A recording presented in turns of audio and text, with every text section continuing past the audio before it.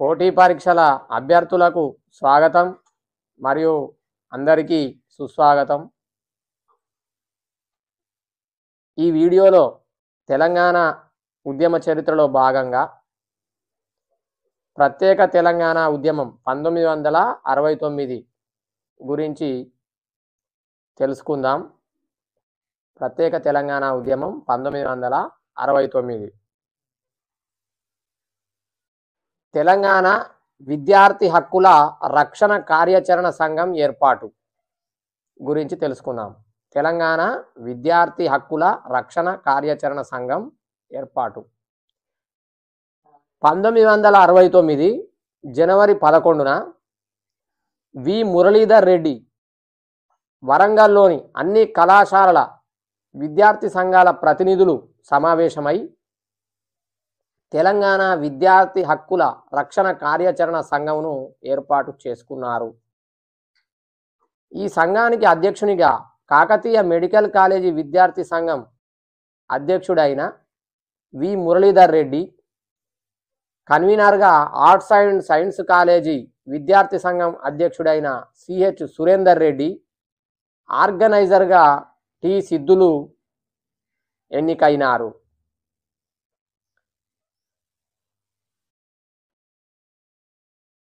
తెలంగాణ ప్రాంత అభివృద్ధికి తెలంగాణ మిగులు నిధులు కాకుండా అదనంగా నిధులు కావాలని జి సత్యనారాయణ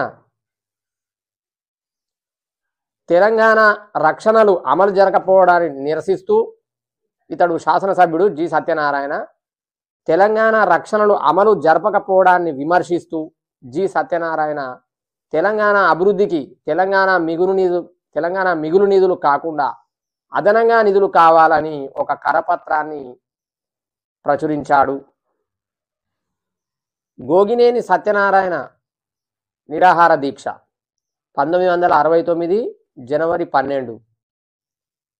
ఖమ్మంలో అన్నాబత్తుల రవీంద్రనాథ్ ఆమరణ నిరాహార దీక్షకు మద్దతుగా శాసనసభ్యుడు గోగినేని సత్యనారాయణ 1969 జనవరి 12న ఇల్లందులో తన నివాసంలో నిరాహార దీక్షను చేపట్టాడు. పాల్వంచలో పోటు కృష్ణమూర్తి దీక్ష 15వ తేదీ నాటికి 6వ రోజు కేటీపీఎస్లోని నాన్ ముల్కీలను తొలగించి ఆ స్థానంలో ముల్కీలకు ఉద్యోగాలు ఇవ్వాలని, తెలంగాణ రక్షణలను అమలు జరపాలని ఆయన ఆమరణ నిరాహార దీక్ష చేశారు. ఓయూ విద్యార్థి సంఘాల సమావేశం, విద్యార్థుల కార్యాచరణ సమితి గురించి తెలుసుకుందాం. ఉస్మానియా యూనివర్సిటీ విద్యార్థి సంఘాల సమావేశం 1969 జనవరి 12న జరిగింది. ఈ సమావేశానికి వెంకటరామిరెడ్డి అధ్యక్షత వహించారు. ఈ సమావేశంలోనే తెలంగాణ రక్షణల అమలు కోసం 1969 జనవరి 15వ తేదీ నుండి నిరవధిక సమ్మె చేయాలని నిర్ణయించారు. మొట్టమొదటిసారిగా ప్రత్యేక రాష్ట్రమే మా లక్ష్యం అని విద్యార్థులు మరియు విద్యార్థి సంఘాలు ఈ సమావేశంలో ప్రకటించాయి. ఈ సమావేశంలోనే జనవరి 15 నుండి తలపెట్టుకున్న సమ్మెను విజయవంతం చేయడం కోసం ఉస్మానియా విశ్వవిద్యాలయంలో 1969 జనవరి 13న తెలంగాణ విద్యార్థుల కార్యాచరణ సమితిని ఏర్పాటు చేశారు. ఈ సమితికి ప్రధాన కార్యదర్శిగా మెడికల్ కాలేజీ విద్యార్థి మల్లికార్జున్ నియమితులైనారు. తెలంగాణ పరిరక్షణల కమిటీ ఆవిర్భావం. తెలంగాణ పరిరక్షణల కమిటీ ఆవిర్భావం హైదరాబాద్ నగరంలో 1969 జనవరి 12న హైదరాబాద్ ప్రముఖుల సమావేశం జరిగింది. ఈ సమావేశంలోనే తెలంగాణ పరిరక్షణల కమిటీ ఆవిర్భవించింది. ఈ తెలంగాణ పరిరక్షణ కమిటీకి అధ్యక్షునిగా కాటం లక్ష్మీనారాయణ ఎన్నిక కాబడినారు. ఈ కమిటీలో సభ్యులుగా E V Padmanabham corporator, Mahadev Singh socialist party, Santhapuri రఘువీరరావు న్యాయవాది, సుల్తాన్ సలావుద్దీన్ ఓవైసీ మజ్లిస్, మాధవరావు, జాకీర్ హుస్సేన్ మొదలైన వారు నియమించబడినారు. ఉస్మానియాలో విద్యార్థుల ఆందోళన, విద్యార్థుల సమ్మె గురించి తెలుసుకుందాం. 1969 జనవరి 12న ఉస్మానియా విద్యార్థి సంఘం సమావేశమై జనవరి 15న తెలంగాణ రక్షణలు అమలు కోసం నిజాం కాలేజీకి ఊరేగింపు తీయాలని నిర్ణయించింది. 1969 జనవరి 12న ఉస్మానియా విద్యార్థి సంఘం సమావేశమై జనవరి 15న తెలంగాణ రక్షణల అమలు కోసం నిజాం కాలేజీకి ఊరేగింపు తీయాలని నిర్ణయించింది. ఉస్మానియా విద్యార్థి సంఘం అధ్యక్షుడు R Venkatramireddy, K Keshavarao, S Jaipal Reddy తదితర విద్యార్థి నేతలంతా ప్రత్యేక రక్షణలు తెలంగాణకు కావాలంటూ ఉస్మానియా విశ్వవిద్యాలయం నుండి ఆబిడ్స్ మీదుగా కోటి వరకు ర్యాలీ నిర్వహించారు. 1969 జనవరి నాటికే ఉస్మానియా విశ్వవిద్యాలయంలో విద్యార్థులు ప్రత్యేక రాష్ట్ర డిమాండు, తెలంగాణ రక్షణల అమలు చేయాలనే డిమాండ్ విషయంలో భేదాభిప్రాయాలు రావడంతో రెండు గ్రూపులుగా విడిపోయారు. ప్రత్యేక తెలంగాణ రాష్ట్రం ఏర్పాటు కావాలని మల్లికార్జున్, శ్రీధర్ రెడ్డి వంటి వారు ఒక వర్గంగా ఏర్పడగా, తెలంగాణ తాత్కాలిక రక్షణలు అమలు చేయాలని మదన్మోహన్, రాఘవరావు, వెంకట్రామిరెడ్డి వంటి వారు మరొక వర్గంగా ఏర్పడ్డారు. తెలంగాణ తాత్కాలిక రక్షణలు అమలు చేయాలని మదన్మోహన్, రాఘవరావు, వెంకట్రామిరెడ్డి వంటి వారు మరొక వర్గంగా ఏర్పడ్డారు. ప్రత్యేక తెలంగాణ రాష్ట్రం కోరే విద్యార్థి వర్గం వారు నిజాం కాలేజీ నుంచి ర్యాలీ తీసి సచివాలయం ముందు ఒక బహిరంగ సభను నిర్వహించి ఒక మహాధర్నాను చేపట్టారు. దీనితో సచివాలయం విద్యార్థులతో దిగ్బంధమైంది. ఇక్కడ జరిగిన సభలో విద్యార్థి నేత మల్లికార్జున్ మాట్లాడుతూ ఈ ప్రత్యేక తెలంగాణ రాష్ట్ర ఉద్యమం ఆంధ్రులకు వ్యక్తిగతంగా వ్యతిరేకమైనది కాదని స్పష్టం చేశారు. ఈ ప్రత్యేక తెలంగాణ రాష్ట్ర ఉద్యమం ఆంధ్రులకు వ్యక్తిగతంగా వ్యతిరేకమైనది కాదని స్పష్టం చేశారు.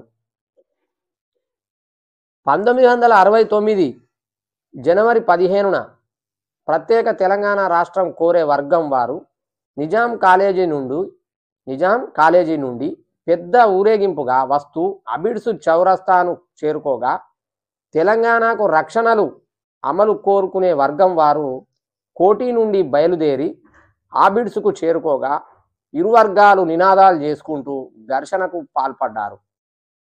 ఇలాంటి సమయంలో ప్రమాదాన్ని గుర్తించి పోలీసులు అబిడ్స్ చౌరస్తాలో రెండు వర్గాల మధ్య బారికేడ్లలాగా నిలబడి ఉన్నప్పటికీ ఇరు వర్గాల వారు పోలీసుల లాఠీలను గుంజుకొని ఒకరినొకరు కొట్టుకోవడంతో పోలీసులు లాఠీచార్జి ప్రత్యేక తెలంగాణ ఉద్యమంలో మొదటిసారిగా చేశారు. ఈ లాఠీచార్జీలో ఆర్ట్స్ కాలేజీ అధ్యక్షుడు రమాకాంత్ రెడ్డి తీవ్రంగా గాయపడ్డారు. ఈ లాఠీచార్జీలో లా కాలేజీ విద్యార్థి అయిన పులి వీరన్నకు తలకు దెబ్బలు తగిలాయి. ఉస్మానియా విశ్వవిద్యాలయ వైస్ ఛాన్సలర్ డిఎన్ రెడ్డి విద్యార్థులకు ఉద్యమం విరమించి క్లాసులకు హాజరు కావాలని విజ్ఞప్తి చేసినప్పటికీ విద్యార్థులు ఆయన సలహాను పట్టించుకోలేదు. 16వ తేదీ నుండి తెలంగాణ అంతటా నిరవధిక సమ్మె సాగించాలన్న పిలుపును ఉస్మానియా విద్యార్థి సంఘం ఇచ్చింది.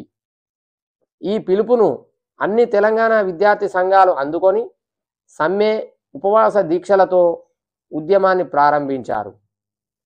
రక్షణలు కోరే విద్యార్థి వర్గం రాష్ట్ర సచివాలయం వద్ద ధర్నా చేశారు. నిజామాబాద్ నగరంలో తెలంగాణ రక్షణలను కొనసాగించాలని కోరుతూ రవీంద్రనాథ్ దీక్ష ప్రారంభించిన రోజు ఊరేగింపు జరిపారు.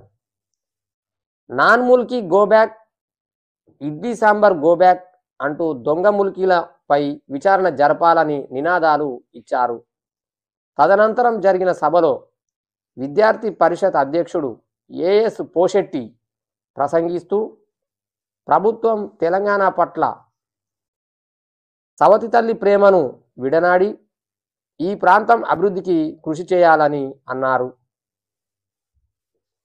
జనవరి 15న తెలంగాణ ప్రాంతీయ కమిటీ మాజీ అధ్యక్షుడు, శాసనసభ అంచనాల సంఘం అధ్యక్షుడు కె అచ్యుతరెడ్డి ఉద్యమం వద్దని కితాబు ఇచ్చారు. తెలంగాణ రక్షణల గురించి ఆందోళన చెందవలసిన అవసరం లేదు. ముఖ్యమంత్రి గారు తెలంగాణ సమస్య పట్ల, దాని అభివృద్ధి పట్ల సానుకూలంగా ఉన్నారని తెలిపారు. రాష్ట్రం ఏర్పడిన ఇన్నాళ్లకు ప్రత్యేక రాష్ట్రం కావాలని ఆందోళనకు దిగడం సరికాదని అన్నారు. ఖమ్మంలో రవీంద్రనాథ్ దీక్షకు మద్దతుగా జనవరి 16న మదిర, వైరా, ఇల్లందు, డోర్నకల్, మహబూబాబాద్లలో బంద్ పాటించారు. హైదరాబాద్లో మల్లికార్జున్ ఆధ్వర్యంలో విద్యార్థులు అధిక సంఖ్యలో రవీంద్రనాథ్ దీక్షకు మద్దతుగా నిజాం కాలేజీ నుండి ఊరేగింపు నిర్వహించారు. కోటిలో నిర్వహించిన బహిరంగ సభలో మల్లికార్జునరావు, పులి వీరన్న, గోపాల్, పుల్లారెడ్డి, శ్రీధర్ రెడ్డి, మధుసూదన్ రెడ్డి మొదలైన వారు ప్రసంగించారు. జనవరి 16న వరంగల్లో భారీ బహిరంగ సభ. 1969 జనవరి 16న వరంగల్లో భారీ బహిరంగ సభ జరిగింది. టి పురుషోత్తమరావు ఈ సభకు అధ్యక్షత వహించారు. తెలంగాణ మంత్రులు వెంటనే రాజీనామా చేయాలని వారు డిమాండ్ చేశారు. విద్యార్థి నాయకులు సిద్ధులు, మురళీధర్ రెడ్డి, సురేందర్ రెడ్డి,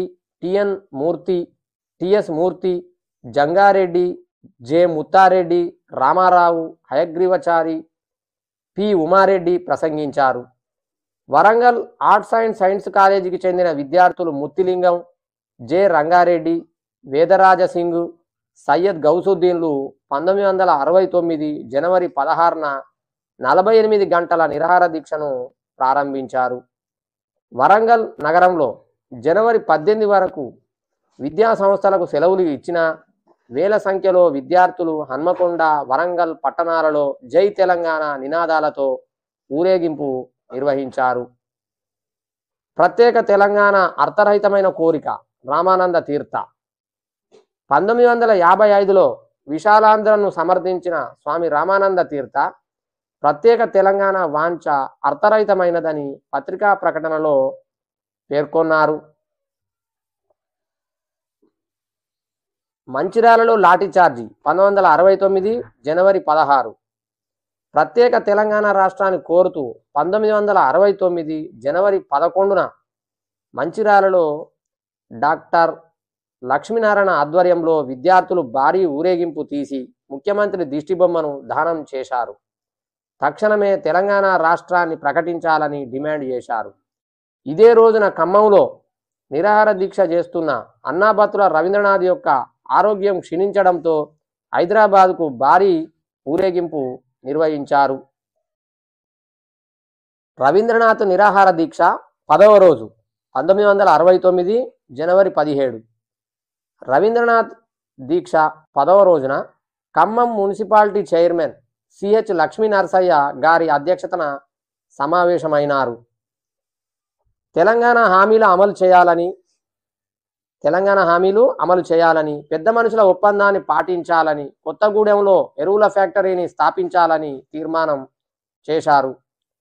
ప్రత్యేక తెలంగాణ డిమాండ్ను వ్యతిరేకిస్తూ రక్షణలు అమలు కావాలని ఉస్మానియా యూనివర్సిటీ కళాశాల అధ్యక్షుడు వెంకట్రామిరెడ్డి ఆధ్వర్యంలో జనవరి 17న సచివాలయం ముందు నిరాహార దీక్ష చేశారు. ప్రత్యేక రాష్ట్రం కోరుతున్న విద్యార్థులు నిజాం కాలేజీ నుండి చార్మినార్ వరకు ఊరేగింపు తీసి అక్కడ ముఖ్యమంత్రి దిష్టిబొమ్మను దగ్ధం చేశారు.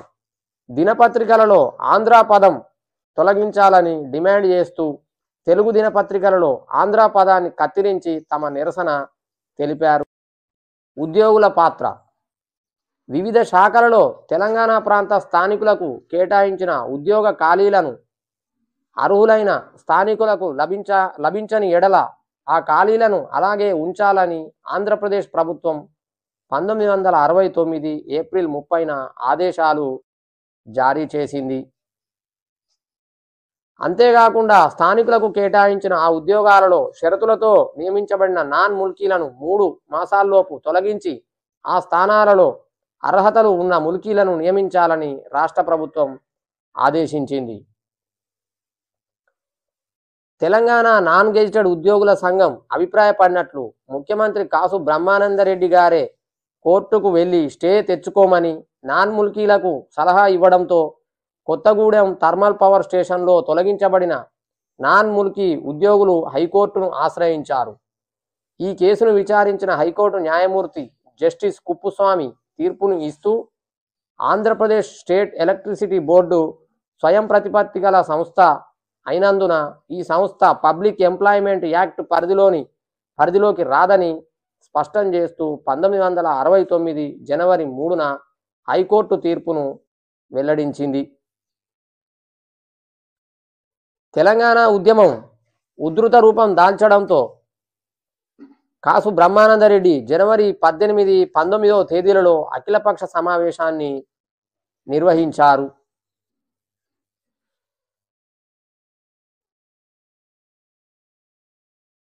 తీర్పు వెలువడక ముందే కొత్తగూడెం థర్మల్ విద్యుత్ కేంద్రంలో నాన్ ముల్కీ ఉద్యోగులను 1969 జనవరి 10లోగా తొలగించాలని కార్మిక సంఘ నాయకులు ఆందోళనలు నిర్వహించారు. నాన్ ముల్కీలకు వ్యతిరేకంగా జనవరి 10 నుండి నిరాహార దీక్షలు చేయాలని నిర్ణయించారు. దీనిలో భాగంగా రోజువారీ వేతనం గల కార్మికుల నాయకుడు 1969 జనవరి 10న కృష్ణ నిరాహార దీక్షను చేపట్టారు.